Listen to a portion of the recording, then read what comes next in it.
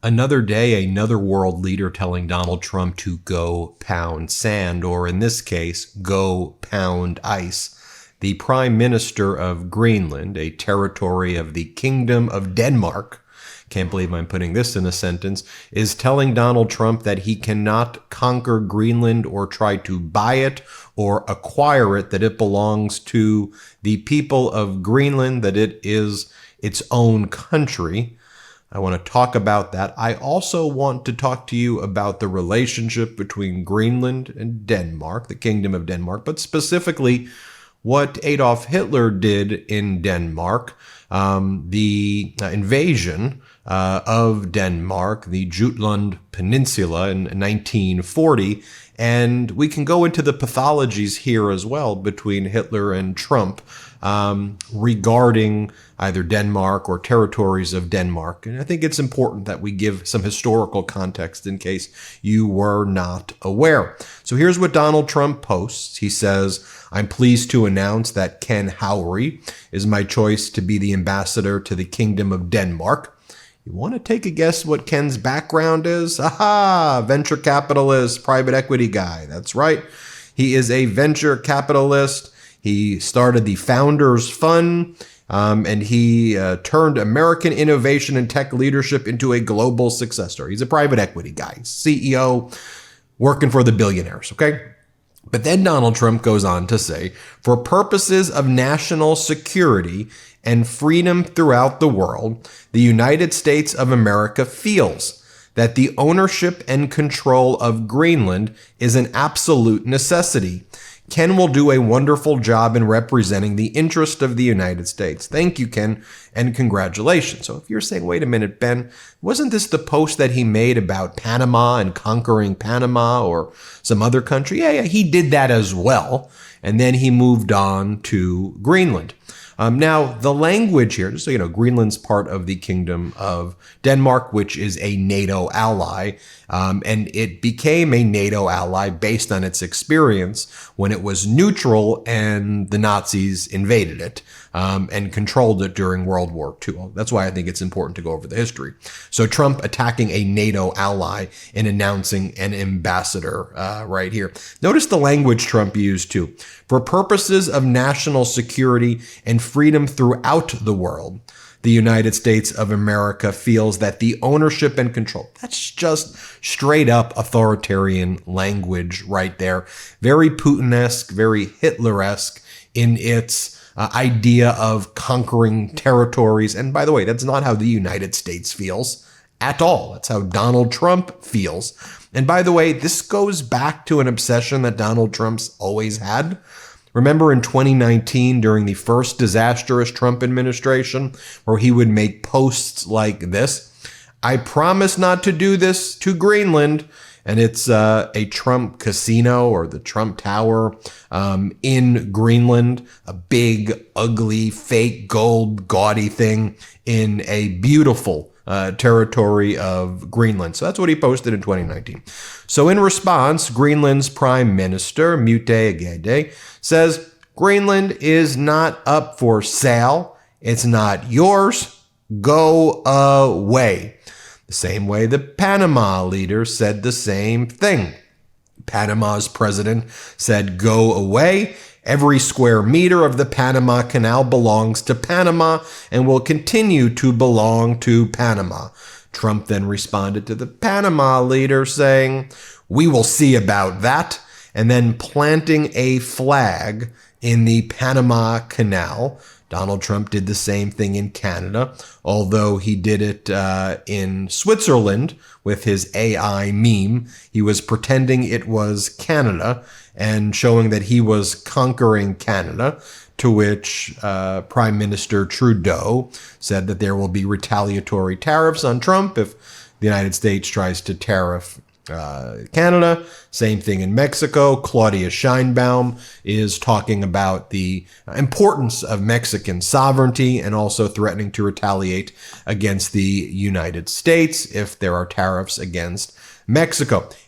So while Donald Trump thinks that he's being, I don't know if he thinks he's being funny and trolling countries that are our allies in NATO during various serious times, Notice who Donald Trump isn't attacking or going after. He's not attacking or going after President Xi of China. I thought Donald Trump was going to be all tough on China. No, he invited President Xi to the inauguration, but President Xi said, no, I'm not going to attend that. How closely do you track your bank statements and credit card transactions? I honestly don't have time to do it as much as I'd like, but Rocket Money makes it so much quicker and easier to stay on top of my finances. Rocket Money is a personal finance app that empowers you to save more, spend less, and take control of your financial life. With Rocket Money, you can see all of your checking, savings, credit cards, and investments in one convenient place, allowing you to understand your spending trends. Rocket Money can help you set up a custom budget by identifying top spending categories and suggesting areas where you could adjust your spending habits. They'll calculate your monthly spending allowance and alert you when you're close to going over budget so you can save more and spend less. Maybe you want to spend less on dining out or on new clothes. Rocket Money will give you the keys to easily make those decisions. They also have a goals feature that automatically saves money for you so you don't even have to think about it. Whether your goal is to pay off your credit card debt, set away money for a house, or simply save you money, Rocket Money makes it easy. Rocket Money will even try to negotiate lower bills for you, sometimes by up to 20%. Saving money on a cell phone or cable bill and not having to deal with customer service yourself, a dream come true. Rocket Money has over 5 million happy members and has saved its users over $1 billion with a B across all of the app's features. Let Rocket Money help you reach your financial goals faster. Get Rocket Money today at rocketmoney.com/MeidasTouch. That's rocketmoney.com/MeidasTouch. rocketmoney.com/MeidasTouch. Donald Trump is also not being tough at all or saying anything negative about Vladimir Putin. And what are they doing on Vladimir Putin's state-run TV?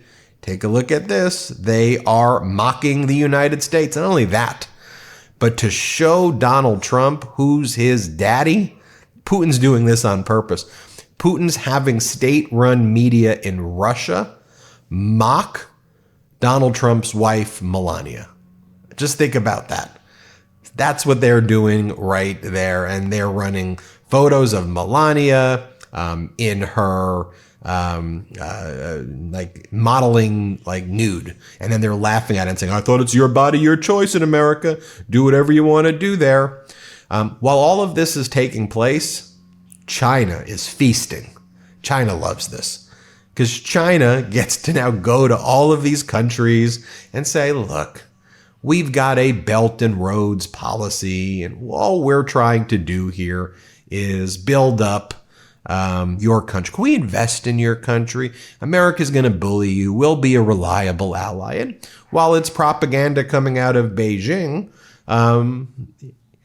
in contrast to what Trump is putting out there, just think about how countries are responding to this. As the Politico says in this article, frustrated and powerless. In fight with China for global influence, diplomacy is America's biggest weakness. You think when people are doing that type of thing, that's going to build bridges, both metaphorically and literally? I don't think so. So can we take a look just for a second, just so do a little bit of geography here. You can see where Greenland is. And you see where Greenland is, the earth is round. So you see where Greenland is in relation to, for example, Finland, Sweden, Norway, and Denmark. You take a look right here. You can see as well, just where it is in relation to it. Now, Denmark, which technically controls the territory of Greenland, although Greenland functions as an autonomous country, basically. Denmark joined NATO in 1948 to 1940, right in that 1948-49 period. So Trump is attacking a NATO ally. Now, the experience, though, of why Denmark joined, I think this is an interesting historical lesson to talk about as well, which is how Hitler invaded Denmark. So at the outset of World War II, in around September of 1939, Denmark declared itself neutral. And frankly, German leadership, even in Hitler's party, was not thinking about, we need to invade Denmark or take over it. But what ended up happening was that Hitler himself basically took the equivalent of a Sharpie and then looked at the Jutland, the peninsula in Denmark, and basically said, that belongs to us and we're going to take it over. So it was really a decision by Hitler himself to go and do it. You know how like Trump draws with the Sharpie? Like Hitler drew with the Sharpie what was going down. And then on April 9th, 1940, Germany began occupying Denmark. And it was, you know, a very, for the pride of people in Denmark, you know, it was a time period, though, that's viewed back then as something that never should be repeated in history, which led to their decision to join NATO. So now the fact that Trump is, you know, taking his own Sharpies and doing these, you know, memes, yes, are they trolling? Yes. I mean, you know, is Trump a big troll? Is Trump clownish? Yes. But I think you have to understand the historical lessons of these countries, though, and Trump doesn't, to understand national traumas that are caused with these acts rooted in history that then make people in Denmark go, oh, well, you know, Trump's not, you know, we've heard this story before. Sicko, madman, authoritarians just declaring things like this, and then it being bought into by a cult base. And I'll just show you this. This is what Fox News, I put news in quotes, what they're saying. They're trying to actually pitch what Trump's saying as a real idea, and they're funneling it through like people who look like they're delivering the news. Not that there's any real serious newscaster on Fox, but they have like their serious ones, the closest they have to a serious one, going out there and doing it. Here, watch this. They say Greenland's not for sale, but sometimes things aren't for sale until they are for sale. And when you look at Trump, I mean, this is a guy who bought Mar-a-Lago for $7 million. He knows how to cut a deal.